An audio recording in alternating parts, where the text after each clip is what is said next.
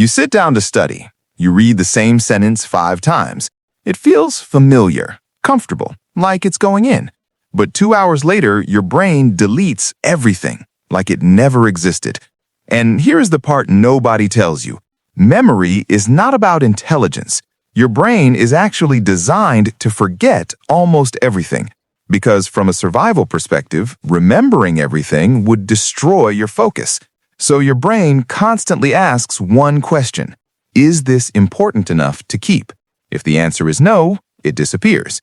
The question is, how do you make your brain answer yes? Most students study like a storage device. Read, repeat, read again, repeat again. But memory does not work like saving files on a computer. Memory is built through reconstruction, not reception. Your brain strengthens information when it retrieves it, not when it receives it. This is called active recall, one of the most researched memory methods in cognitive science. Here is what most people do. Read a page, feel familiar, move on. Here's what top performers do. Read a page, close the notes, force the brain to retrieve. That tiny struggle is what builds memory pathways. The harder retrieval feels, the stronger the memory becomes afterward. So instead of, let me read this 4 more times, ask yourself, what can I remember without looking? Even if you only remember 20%, especially if you only remember 20%. Because difficulty during recall is a sign your brain is adapting, not failing. Your brain loves incomplete patterns.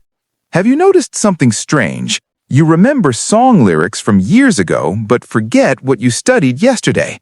Why? Because the brain remembers patterns and meaning, not isolated facts. Random information dies quickly. Connected information survives. So memorization becomes dramatically easier when you turn information into relationships instead of raw data.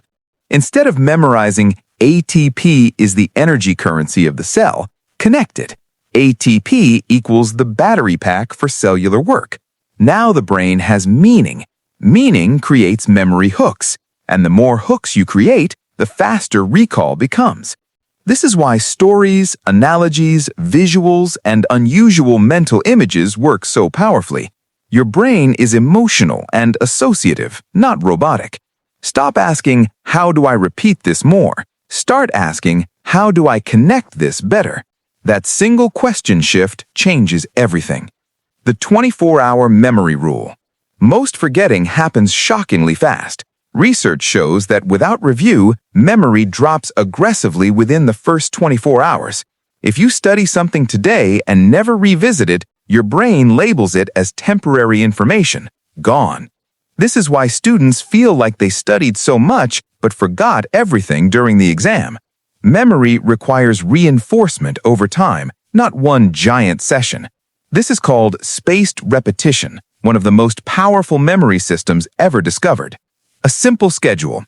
Day 1, learn. Day 2, quick review. Day 4, review again. Day 7, review. Day 14, review. Your brain prioritizes emotional information. That is why embarrassing moments from years ago still feel vivid. Emotion tells the brain this matters.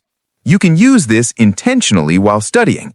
Instead of studying in a dull, half-awake state, create emotional intensity.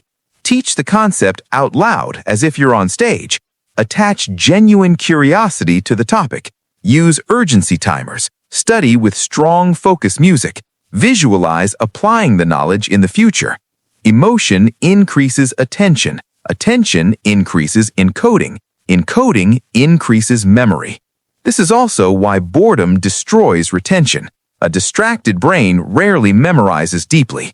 So before you open your notes, don't just ask, what should I learn? Ask, how do I make my brain care? The answer to that question determines whether the information survives. The blurting method. This method feels almost unfair when you first try it. Step 1, study a topic normally for 20 to 30 minutes. Step 2, close everything. Step 3, take a blank sheet of paper and write down everything you remember. Messy, incomplete, doesn't matter. Just force the retrieval. Step 4, open your notes and compare what you missed. Then repeat the process. This single technique combines active recall, retrieval practice, error correction, and deep encoding simultaneously. And because your brain notices mistakes powerfully, the corrected information sticks much faster afterward. This is why many top students don't spend most of their time reading. They spend most of their time retrieving. That's the entire difference between average performance and high-performance memory.